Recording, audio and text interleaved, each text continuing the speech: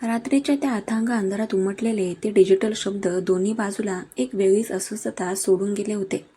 अनया बेडवर पडल्या पडल्या काव्याचा मेसेजचा विचार करत होती. खरोखरच कबीर सरांच्या मनामध्ये माझ्याबद्दल अशी कोणती भावना असेल का, की तो फक्त त्यांचा नेहमीपणाचा खडूसपणा आणि इगो आहे. तिला स्वतःच्याच विचारांची लाज वाटत होती, पण मनामध्ये कुठेतरी एक सुखावणारी पाल चुकचुकत होती. दुसरीकडे कबीर आपल्या घराच्या गॅलरीमध्ये उभा राहून शांतपणे विचार करत होता. त्याच्या मनामध्ये अजूनही विहानने अनयाशी केलेल्या फ्लर्टिंगचा तो प्रसंग सारखाच घुंगावत होता. कबीरला स्वतःचाच प्रचंड राग येत होता की तो एका साध्या कर्मचाऱ्यासाठी इतका पदेसीव का होत आहे. त्याला अजूनही हे ठाऊक नव्हतं की ज्या अनया स्पार्क्सच्या नावाच्या आयडीशी तो रात्री मनातील भावना शेअर करतो, तीच मुलगी त्याच्या ऑफिसमध्ये काम करते. दोघांमधील हा सस्पेन्स जितका लांबत चालला होता, तितकाच तो अधिक रंजक आणि गुंतागुंतीचा होत चालला होता. सकाळचे 8:30 वाजले होते. मुंबईमध्ये आज पावसाने थोडी विश्रांती घेतली होती, पण आभाळामध्ये हलके धुके आणि ढगांची दाटी तशीच होती. अनया आज नेहमीप्रमाणेच वेळेमध्ये ऑफिसमध्ये पोहोचली. आज तिने हलक्या निळ्या रंगाचा फॉर्मल शर्ट आणि काळी पॅन्ट घातली होती, ज्यामध्ये ती अत्यंत प्रोफेशनल आणि तितकीच क्यूट दिसत होती. तिने लॅपटॉप सुरू केला आणि आजच्या कामाचे शेड्यूल तपासू लागली. 9 वाजायला 2 मिनिटं बाकी असताना कबीर ऑफिसमध्ये आला. आज त्याने काळ्या रंगाचा सूट घातला होता. त्याचा रुबाब नेहमीप्रमाणेच कडक आणि नजर तीक्ष्ण होती. तो फ्लोअरवरून चालत असताना त्याची नजर आपोआप अनयाच्या डेस्ककडे गेली. ती वेळेत आलेली पाहून त्याच्या चेहऱ्यावर एक छोटासा समाधानाचा भाव आला, पण त्याने तो लगेच लपवला आणि तो सरळ आपल्या केबिनमध्ये निघून गेला. कबीर केबिनमध्ये जाऊन बसलाच होता की तेवढ्यात विहान हातात कॉफीचे 2 कप घेऊन त्याच्या केबिनमध्ये हसत हसत शिरला. गुड मॉर्निंग कबीर, ही घे तुझी आवडती ब्लॅक कॉफी, विहान म्हणाला. कबीरने फाईलवरून नजर वर केली. गुड मॉर्निंग विहान, आज तू माझ्या डिपार्टमेंटमध्ये सकाळीच कसा? विहान सोफ्यावर आरामात बसला आणि म्हणाला, अरे, नवीन क्रिएटिव्ह कॅम्पेनबद्दल तुझ्या टीममधील अनयाशी थोडी चर्चा करायची होती. काल तिचा तो हिरवा ड्रेस आणि तिची स्माईल पाहून मला जाणवलं की तिच्या डोक्यामध्ये खूप भारी आयडियाज असणार. खूपच इम्प्रेसिव्ह मुलगी आहे यार ती. विहानच्या तोंडून अनयाचं कौतुक ऐकताच कबीरच्या हातातील पेन एका क्षणासाठी थांबला. त्याच्या चेहऱ्यावर कडक कळा आल्या. विहान, ती इथे कंटेंट रायटर म्हणून काम करते. तुला तिच्या कामाबद्दल बोलायचं असेल तर अधिकृतपणे बोल. तिच्या लुकवर किंवा स्माईलवर कमेंट करण्याची गरज नाहीये. हे ऑफिस आहे. कबीरचा आवाज अत्यंत थंड आणि कडक झाला. विहानने कबीरकडे खूप बारकाईने पाहिले. त्याच्या चेहऱ्यावरील हा बदल पाहून विहानच्या मनातील संशय अधिकच पक्का झाला. विहान मिश्किलपणे हसला आणि म्हणाला, अरे कबीर, तू इतका हायफर का होतोयस? मी तर फक्त जनरल कौतुक केलं की काय गोष्ट वेगळीच आहे. तू तिच्यासाठी इतका पॉझिटिव्ह का वाटतोयस? काहीही फालतू बडबड करू नकोस Vihan. Go back to your work. बरं. कबीरने फाईल उघडत विहानला झटकारले.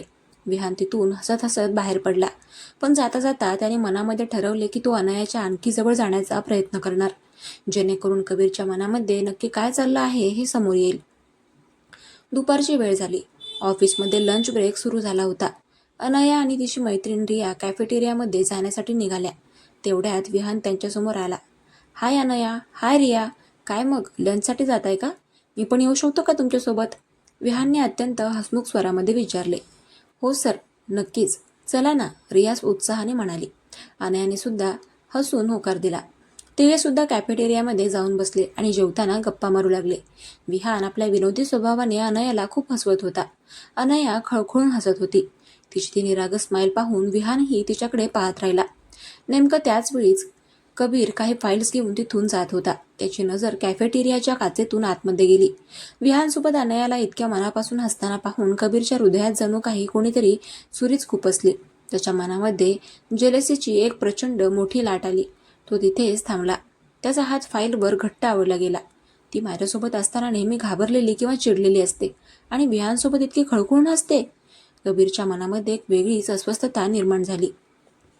तो रागाने लाल होऊन तिथे सरळ आपल्या केबिनमध्ये गेला आणि त्याने दरवाजा जोरात बंद केला. दुपारचे 3 वाजले होते. अनया आपल्या डेस्कवर काम करत होती. अचानक तिच्या फोनवर इंटरकॉमची रिंग वाजली. कबीरचा कडक आवाज आला. अनया, माझ्या केबिनमध्ये या. अनयाने एक दीर्घ श्वास घेतला. आता काय झालं?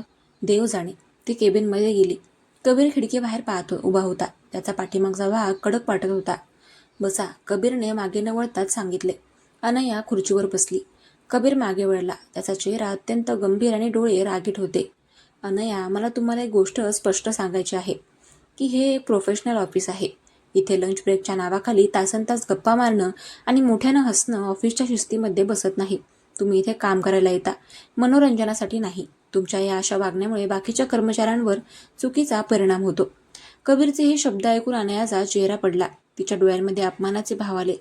सर, आम्ही फक्त लंच ब्रेकच्या वेळेत गप्पा मारत होतो, कामाच्या वेळेत नाही. आणि हसणं हा काही गुन्हा नाही आहे सर. तुम्ही विनाकारण माझ्या प्रत्येक गोष्टीवर आक्षेप घेत आहात. अनयाने सुद्धा अत्यंत करारी आवाजामध्ये आपली बाजू मांडली. मला युक्तिवाद नकोय अनया. इथला मी हेड आहे आणि मला जे योग्य वाटतं तेच मी सांगतोय.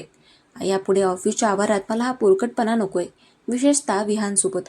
कबीरने थेट विहानचे नाव घेतले. अनया खुर्चीवरून उठली. तिच्या डोळ्यांमध्ये पाणी आले, पण तिने ते लपवले.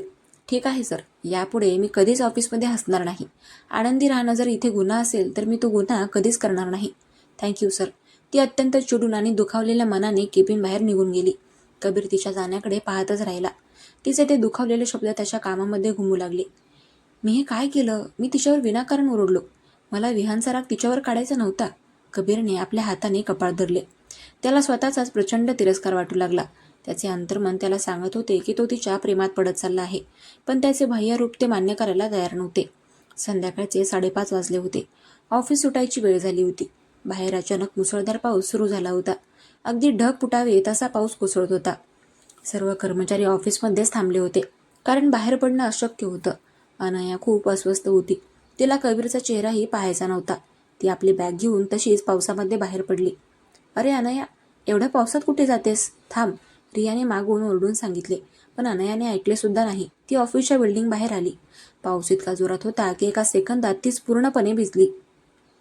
तिची छत्री वाऱ्यामुळे उलटली. ती तशीच रस्त्यावरून चालत निघाली.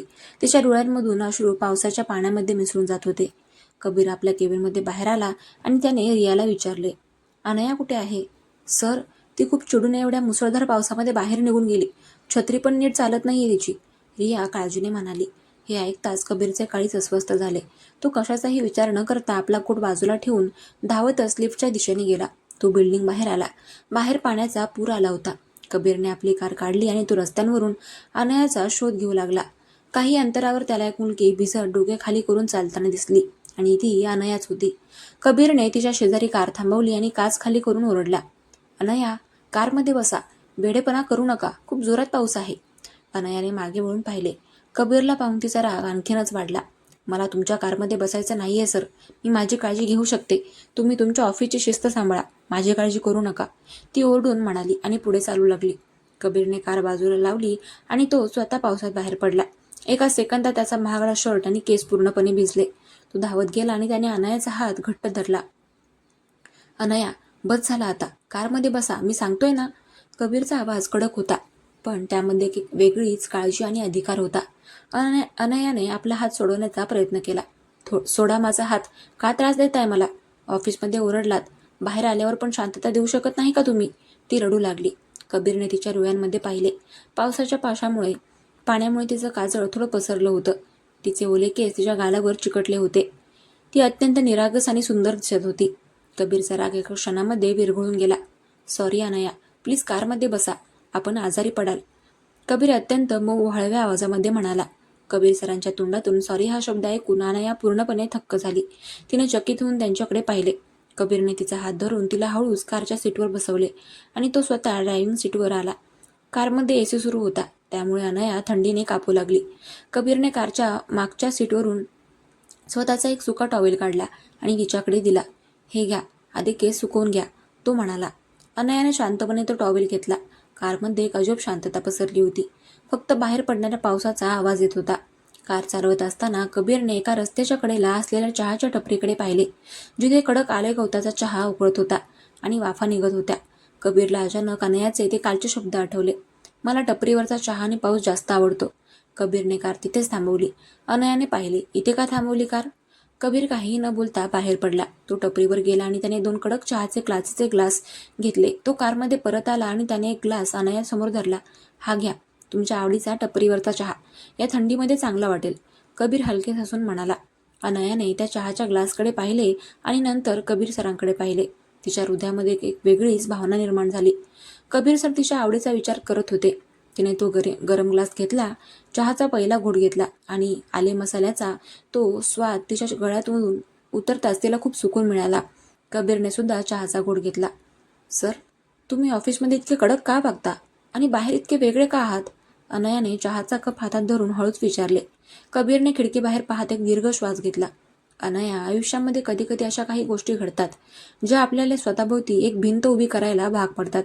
कॉर्पोरेट जगामध्ये जर तुम्ही तुमचं हळवं रूप दाखवलं तर लोक तुम्हाला कमजोर समजतात आणि तुमचा गैरफायदा घेतात. म्हणून मला तो मुखवटा घालावा लागतो. पण मला कोणाचं मन दुखवायचं नसतं. आज जे ऑफिसमध्ये झालं त्याबद्दल खरंच सॉरी. मला विहानसोबत. कबीर थांबला. त्याने पुढचे शब्द गिळले. विहानसोबत काय सर? अनयाने विचारले. काही नाही, बस मला फक्त ऑफिसची शिस्त हवी असते, कबीर म्हणाला. पण अनयाला समजले होते की कबीरच्या मनामध्ये काहीतरी वेगळेच चालले आहे.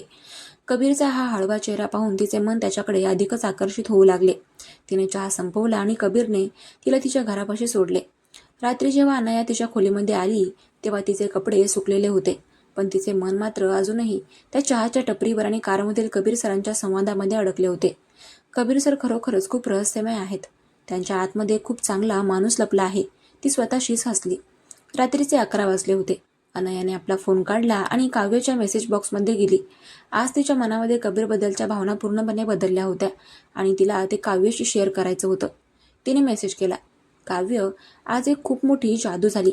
आज मी पावसात भिजत चिडून ऑफिसमधून बाहेर पडले आणि पण जो तो माझा बॉस आहे ना, खडूस बॉस, तो स्वतः पावसात भिजत माझ्या मागे आला. त्याने मला त्याच्या कारमध्ये बसवलं आणि सर्वात मोठी गोष्ट म्हणजे त्याने मला रस्त्याच्या कडेला असलेला टपरीवरचा चहा सुद्धा पाजला. आज त्याने त्याचा तो कडक मुखवटा बाजूला सारून माझ्याशी खूप मनापासून गप्पा मारल्या. तो म्हणाला की जगापासून स्वतःला वाचवण्यासाठी तो कडक राहतो. काव्य, आज मला पहिल्यांदा जाणवलं की मी कदाचित माझ्या त्या बॉसच्या प्रेमात पडत चालले आहे. त्याचा तो हळवा चेहरा मला खूप आवडलाय. मला समजत नाहीये की हे ऑनलाईन जगात तुमच्यावर आणि खऱ्या आयुष्यामध्ये माझ्या बॉसवर मी एकाच वेळी 2 व्यक्तींवर कसं काय प्रेम करू शकते? माझं मन खूप गोंधळात पडलंय. काव्य, मला प्लीज मदत करा. दुसरीकडे कबीर आपल्या बेडवर कॉफीचा कप घेऊन बसला होता. आज पावसामध्ये भिजल्यामुळे त्याला थोडी थंडी वाजत होती, पण त्याचं मन खूप आनंदी होतं. तेवढ्यात त्याच्या फोनवर अनया स्पार्क्सचा हा मेसेज आला. कबीरने मेसेज उघडला आणि तो वाचू लागला. जसा जसा तो मेसेज वाचत गेला तसे तसे त्याच्या चेहऱ्यावरील हसू एकाएकी गायब झाले. त्याच्या हातातील कॉफीचा कप थरथरला. मेसेजमधील प्रत्येक ओळ हुबेहूब आज कारमध्ये आणि चहाच्या टपरीवर घडलेल्या प्रसंगाची साक्ष देत होते. पावसात भिजत मागे आला, टपरीवरचा चहा पाजला. मी कदाचित माझ्या त्या बॉसच्या प्रेमात पडत चालले आहे. कबीरच्या डोक्यामध्ये जणू काही कावाढव्य विजांचा कडकडाट झाला. त्याचे संपूर्ण शरीर शहारले. त्याच्या कपाळावर घामाचे थेंब आले. अनया स्पार्क्स. अनया, ही दुसरी तिसरी कोणी नसून त्याच्याच ऑफिसमधील तीच अनया आहे जिच्यासाठी आज तो पावसात भिजला, जिच्यासाठी त्याच्या मनामध्ये जेलसी आली आणि जी खऱ्या आयुष्यामध्ये आता त्याच्याच प्रेमात पडत चालली आहे. कबीरचा श्वास रोखला गेला. देवा, म्हणजे अनयाच ती मुलगी आहे, माझी एम्प्लॉई अनया, जिच्याशी मी रोज भांडतो.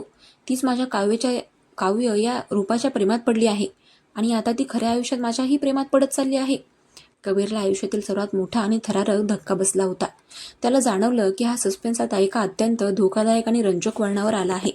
अनया अजूनही पूर्णपणे अंधारात होती. तिला माहिती नव्हतं की तिचा बॉस आणि कवी एकच आहेत. पण आता कबीरला संपूर्ण सत्य समजले होते. कबीरच्या मनामध्ये विचारांचे काहूर माजले होते. जर त्याने आता स्वतःची ओळख सांगितली तर अनयाला वाटेल की तो तिची चेष्टा करत होता आणि तिचा विश्वास कायमचा तुटेल. कबीरने ठरवले की तो हे गुपित अजून खूप लांबपर्यंत लपवून ठेवणार. तो काव्य बनून तिला खऱ्या आयुष्यातील कबीरच्या आणखी जवळ आणण्यासाठी प्रवृत्त करणार, जेणेकरून ती आधी खऱ्या कबीरला पूर्णपणे स्वीकारेल. कबीरने आपले थरथरणारे हात आवरले, चेहऱ्यावरील भाव शांत केले आणि काव्य बनून एक अत्यंत गूढ, रोमॅन्टिक आणि सस्पेन्स वाढवणारा रिप्लाय टाईप केला. अनया, तुमचं मन अजिबात चुकत नाहीये. कधी कधी आपण ज्या आभासी जगाच्या प्रेमात पडतो ते वास्तवच असतं. फक्त आपल्याला चेहरा माहीत नसतो. तुमच्या बॉसच्या मनामध्ये तुमच्यासाठी असलेलं प्रेम आज त्या पावसाने आणि चहाने बाहेर आणलं आहे. तो मुखवटा आता हळूहळू उतरत आहे. तुम्ही तुमच्या बॉसच्या आणखी जवळ जाण्याचा प्रयत्न करा. त्यांना समजून घ्या. कदाचित तुम्हाला जाणवेल की तुम्ही ज्या काव्यावर ऑनलाईन प्रेम करता त्याचे विचार आणि तुमच्या बॉसचे विचार एकाच रेषेमध्ये आहेत. खऱ्या आयुष्यातील त्या प्रेमाला स्वीकारा अनया, कारण कधीकधी वास्तव हे कल्पनेपेक्षा जास्त सुंदर असतं. तुमच्या बॉसच्या डोळ्यांमध्ये स्वतःला शोधण्याचा प्रयत्न करा. मेसेज सेंड करून कबीरने फोन छातीशी लावला. त्याचे हृदय वेगाने धडधडत होते. तिकडे अनयाने बेडवर पडून तो मेसेज वाचला. काव्याचे ते शब्द वाचून तिच्या अंगावर काटा आला. कदाचित तुम्ही ज्या काव्यावर प्रेम करता त्याचे विचार आणि बॉसचे विचार एकच आहेत. या वाक्याने तिच्या मनामध्ये एक नवीनच विचार सुरू केला. तिला अद्यापही माहीत नव्हतं की हा खेळ किती मोठा झाला आहे. गोष्ट आता एका अशा वळणावर आली होती जिथे कबीरला सत्य माहीत होतं. अनया अंधारात होती आणि खऱ्या आयुष्यातील प्रेम आता एका नव्या धुंदीमध्ये फुलणार होते.